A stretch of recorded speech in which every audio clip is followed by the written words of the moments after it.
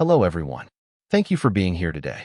I'm excited to share a heartwarming story with you titled, Lunchtime Per Therapy. If you enjoy this video, please consider liking and subscribing to my channel. Of course, if it's not your style, feel free to skip it, no hard feelings. Now, let's begin the story. It was exactly noon, the time of day when the sun poured its golden light through the windows, turning the whole room into a cozy nap paradise. My three cats, let's call them Whiskers, Pudding, and Socks, were already halfway to dreamland. Whiskers was sprawled out like a king on the couch, stretching one paw dramatically as if ruling an imaginary kingdom. Pudding, the roundest of the trio, was curled into a perfect little ball on the rug, rising and falling gently with every sleepy breath. And Socks, my mischievous one, had somehow claimed the chair I had just vacated, looking as smug as if he had paid rent for it. As I walked past them, their eyes followed me lazily, like tiny detectives too tired to actually solve any mysteries. The air was filled with the soft rhythm of their purring, blending with the quiet hum of the electric fan.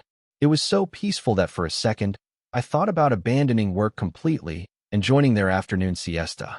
After all, why should humans be the only species cursed with office hours? But reality tugged at my sleeve. Emails, deadlines, and meetings didn't respect nap times. Still, I couldn't resist pausing. I bent down and gave each of them a few gentle strokes. Whiskers responded with a regal yawn. Pudding rolled over to expose a ridiculously soft belly, a dangerous trap, I knew, and Socks pawed at my sleeve as if demanding overtime cuddles. For those brief minutes, the world outside simply disappeared. The ticking clock, the stack of unfinished reports, and the stress of tomorrow's presentation all seemed less threatening when faced with the power of three purring cats. Their fur was warm under my hands, and the soft vibrations of their purrs buzzed like a miniature massage chair designed for the soul. It was a simple ritual, yet magical enough to recharge me better than any cup of coffee. The funny part was how seriously they took this ritual, too. Whiskers tilted his head in such a way that clearly said, "Human, you missed a spot behind my ear." Pudding emitted a half-snore, half-purr that sounded like a broken engine trying its best to start. And Socks refused to let go of my wrist, as if holding me hostage to extend his cuddle quota. Honestly, it felt less like I was giving them affection and more like they were running a lunchtime therapy service and I was the paying customer. I found myself laughing at their tiny demands. These cats had mastered the art of manipulating humans with just a look, a stretch, or the strategic placement of a paw. And it worked every single time. Even when I knew I had only 10 minutes before I had to run back to the company, I still gave in to their fuzzy dictatorship. The house felt alive with love, even in silence. It was one of those rare, perfect pauses in a busy day, the kind of moment that makes you think, yes, this is what happiness actually looks like.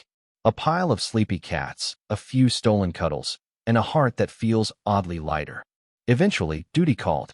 I sighed, gave one last affectionate pat to each of my little bosses, and stood up to grab my bag. Whiskers barely acknowledged my departure, too far gone in his royal nap.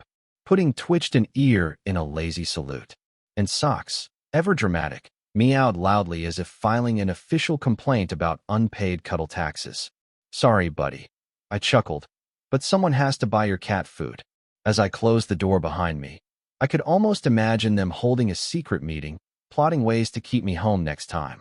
Perhaps they'd knock over my alarm clock, hide my shoes, or sit on my laptop so I couldn't leave. Honestly, it wouldn't surprise me. Cats are masterminds of persuasion, wrapped in fur and purrs. Walking back to the office, I realized how grateful I was for those few minutes. Life can feel like a relentless treadmill of responsibilities, but cats remind us of the power of stillness. They don't rush. They don't worry about tomorrow's tasks or yesterday's mistakes.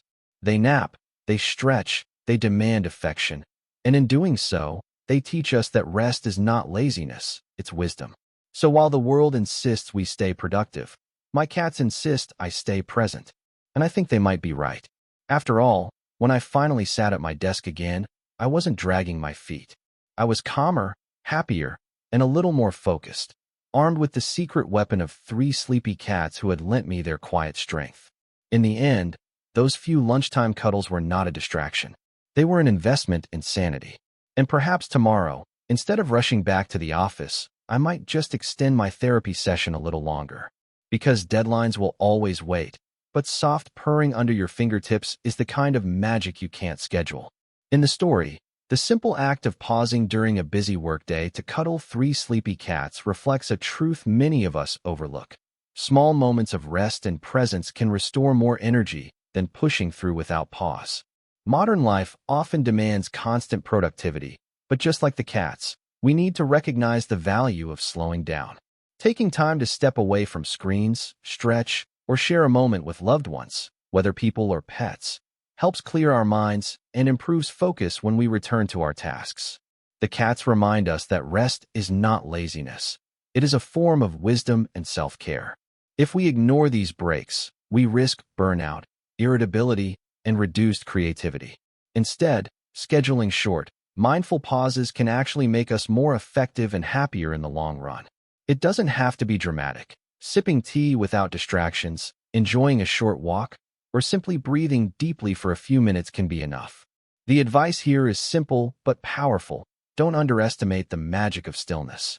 Embrace it as part of your daily routine, because sometimes the best productivity hack is to do what cats do best: rest, recharge, and return stronger.